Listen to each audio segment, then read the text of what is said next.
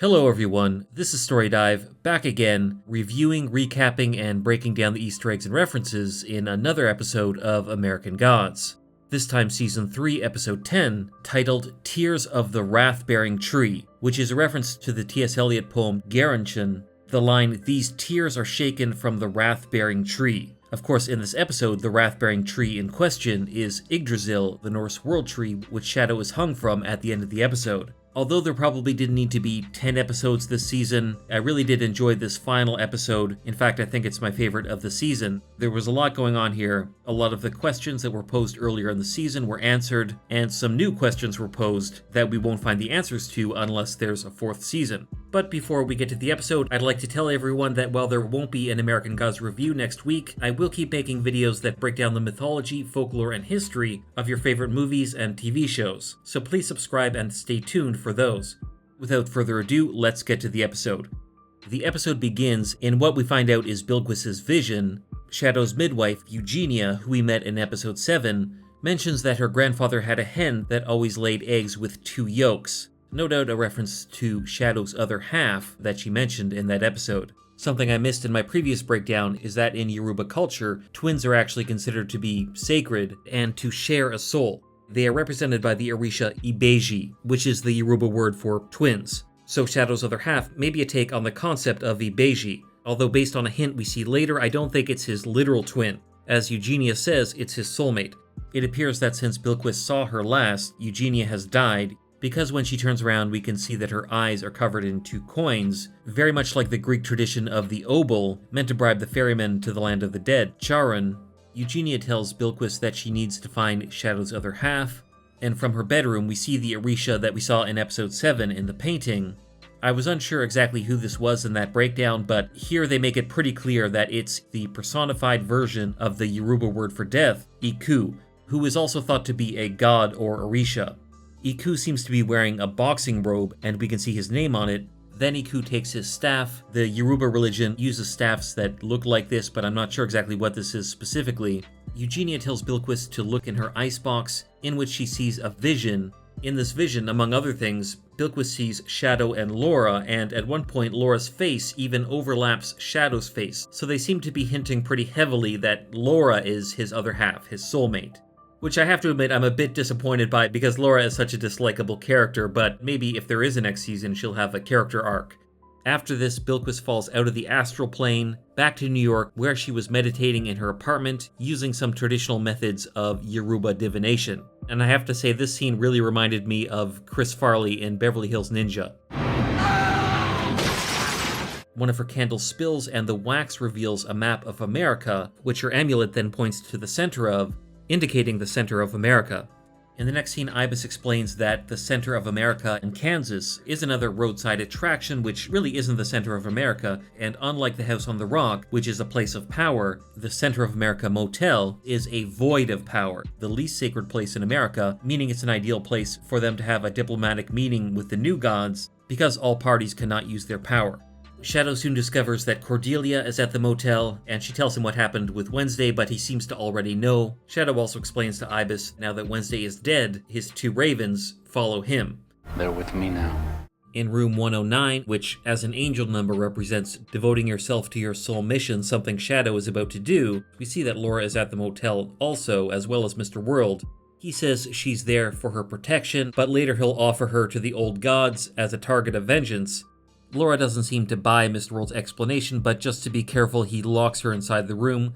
Meanwhile, while Shadow, Chernobog, and Ibis are checking into the motel, Chernobog explains to Shadow that they need to hold a vigil. According to Old Norse tradition, he calls it the Vaka, which is a word originating in Old Norse meaning to stay awake. However, it can also refer to a vigil. Shadow says that he will hold vigil as it's one of the things he agreed to when Wednesday hired him in the first season. However, Ibis explains that this is no small feat. In order to hold vigil for Wednesday, Shadow must hang himself from Yggdrasil, the world tree, like Odin did in the legend where he discovered the runes, for 9 days and 9 nights. Ibis says this is an endurance test for a god, but a death sentence for a mortal. Shadow agrees anyway because Wednesday said that if Shadow walks with him, greatness would be his. Back in Lakeside, Bilquis looks for clues regarding Shadow's other half. She runs into the peacock that Shadow saw earlier, the symbol of the Orisha Oshun, as well as a symbol of Bilquis herself. And this peacock seems to give Bilquis the information she needs. She then heads to the Center of America motel, where she believes she can find Shadow's other half. Back at the motel, Chernobog and the receptionist have a good time in the other room, while Laura escapes, John McClane style. Shadow looks into the mirror and returns to the vision that he had in the previous episodes with the snowy figures. However, in this one, we see who the snowy figures are. They are the slaves that we saw in the previous episode during the Orisha's Coming to America story. Shadow gets on Wednesday's horse and rides with him, perhaps choosing Wednesday over these people. In a later scene when he returns to this vision, Shadow is one of the slaves. He looks around and among them he can see some of the Orishas. For example, this is CHANGO, and we can also see Aye and Yemoja there as well. So my guess is this vision is showing him his ancestors on his mother's side, and perhaps even his mother is an Orisha or is descended from the Orishas. As Laura watches, Shadow, Cordelia, and the old gods meet with Mr. World at midnight around the body of Wednesday. Mr. World explains that in order to adhere to Old Norse tradition and keep the peace, Shadow Moon must avenge his father and kill Laura. That is of course why he brought her to the motel. Realizing that she's been set up, Laura then emerges and reveals that Mr. World recruited her to kill Wednesday. Chernobog is understandably pissed off by this. He calls Mr. World a mudak, which is a Russian word for horse's ass or testicles, and tries to kill Mr. World, but the preventative magic of the motel stops his hammer. This seems to ensure that the war between the old and new gods will take place, but as he leaves, Mr. World explains that the shard app is almost completed, and when it is, the old gods will be de-indexed and forgotten. Before they leave the motel, Chernobog gives Shadow his hammer to kill Laura with, but Shadow isn't quite able to do it. Much to Chernobog's dismay, Shadow lets Laura live. He, Cordelia, Chernobog, and Ibis head to Yggdrasil, the Norse world tree, which is in Virginia. We saw it in Ibis's greenhouse in the second season, but it seems to have teleported here and is now much, much bigger. 3 women emerge from a house near the tree, and Ibis explains that these are the Norns from Norse mythology. The Norns are 3 Jotun who write man's fate, very much like the Moirai in Greek mythology, and as he says, they dwell at the Well of Urd, at the base of Yggdrasil. Actually, in Norse mythology, there are 3 wells at the base of Yggdrasil, including Mimir's well, where Odin sacrificed his eye. As Odin did to gain knowledge of the runes, Shadow must hang himself from Yggdrasil for 9 days and 9 nights, as he holds vigil over Wednesday's body, so the Norns prepare him for this feat. While they do so, Shadow questions if he's made the right choice, but ultimately decides to go through with it. Meanwhile, at the motel, Laura has a vision in which she's wearing what looks like a 1920s or 30s dress. This could be another one of her past lives, like we saw in the first 2 seasons, and in this vision she makes out with Bilquis for some reason, after which she discovers that Bilquis actually has found her and is at her motel room. This seems to indicate that Bilquis realizes that Laura is Shadow's other half, and he will need her in order to lead. In an earlier scene, Shadow said to Laura that he could be a better leader than he ever could have been, referring to Wednesday, but it seems like he might need Laura to do this, unless Shadow's other half is someone else. Back at Mr. World's headquarters, Tech Boy has escaped and is consuming all the data he can find in order to locate artifact number 1. Dr. Fap tries to unleash a head grabber on him, but Tech Boy has reprogrammed it and it attacks Dr. Fap. Then Tech Boy makes his way to the basement of the building in which he finds artifact number 1, which we find out, as I suspected, is the first tool that mankind ever used and thus the first form of technology. When he touches it, he has a quick vision of technology progressing through the years, at which point Mr. World emerges and explains that Tech Boy is essentially the personification of human innovation, and potentially the most powerful among all the new gods. However, Tech Boy has no understanding of this because Mr. World has hidden his totem, artifact number 1.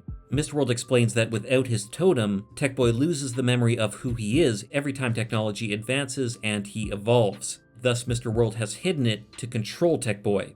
At this point, Tech Boy realizes Mr. World is not who he thought he was. Mr. World won't tell Tech Boy who he is, but he does say that this is not the age of technology, it's the age of manipulation, and trickery is what he does best. Trickery is what I do best. For anyone that has read the book, you have a pretty good idea of what he's referring to, but it's a big spoiler that I referred to in the book spoiler section of one of the previous breakdowns. I won't say what I think he means now, but if you've read the book, you probably already know. Please try not to spoil it in the comments for those that haven't read the book yet. Before he leaves, Mr. World imprisons Tech Boy and makes artifact number 1 disappear, thus it seems he still controls Tech Boy. Also before he leaves, he whistles the tune that Laura had in her head while she was in purgatory, called Requiem for Balder, the Norse god of light, and we still don't know exactly what the significance of this song is. Back at the World Tree, Wednesday's body is placed at the base of the tree, and the Norns release Shadow up into its branches. We can see immediately that this is extremely painful for Shadow, and as the days and nights pass, he has several visions, including a vision of the silver dollar moon that the Midnight Star gave him, then a vision of the Thunderbird and WISAKEDJAK, who tell Shadow we've been awaiting your arrival. He has a vision of Laura who tells him he's dying, and it seems he is. Then he has a vision of the slaves and Orishas that I referred to earlier, before having a vision of the bison or buffalo. However, after this, the vines of the tree tighten and Shadow appears to be closer to death. He has another vision, this time returning to the airplane where he first met Mr. Wednesday in the first season. On his chair is a pasty from Lakeside, which is filled with maggots, and on the movie screen he sees the old woman who he met in the first episode of the season. Also from the oxygen mask compartment, many teeth like those being collected by Tyr fall on Shadow. Shadow turns to see his father, Wednesday, who finally explains in more detail his purpose for recruiting Shadow. As Wednesday explains, he needed a martyr, the blood sacrifice of a son, so that he could be reborn at his full power. And Wednesday even says that this was planned before Shadow was even born. He's had this planned for a long time. Shadow says, "But I'm your son, I'm a god," and Wednesday says, "Well, that remains to be seen." Meaning if he's mortal, Shadow won't survive the vigil, and at this point Wednesday steps off the plane and leaves Shadow to face his fate, whatever that is. Returning from his vision, Shadow finds himself on the tree once again. He seems to be on his last legs here, and Shadow says to himself, "Father." A tear falls from his eye, like the title of the episode, Tears of the Wrath-Bearing Tree, after which the tree seems to fully consume him, as Cordelia, Chernobog, and Ibis watch below. At this point the Ravens also abandon Shadow, so it appears Shadow has died on Yggdrasil, but that would end the series, and I hope there will be another season that wraps up this entire American God story. There is still a good portion of the book story left, and based on this ending, I really do hope we get another season so we can get to the battle at the end of the story. That is the end of the episode and the season, but as always, I would love to know what you think. Did you enjoy this episode, and what did you think of Season 3 as a whole? Also, did you notice any Easter eggs or references that I missed? If so, please let me know what they are in the comments below. This is the last weekly review I will do for the season, and I really appreciate all the people who subscribed to my channel and watched every American Gods review. You guys make this channel what it is. This season of American Gods has been plagued with problems and issues, but in spite of all that, I do hope there is a 4th season, and I hope they can correct their course and finish the series on a good note. If you enjoyed this video, you should check out my American Gods playlist and my review of Neil Gaiman's other book, Coraline, linked on the screen. Please subscribe to the channel and give the video a like. Thanks for watching, and until next time.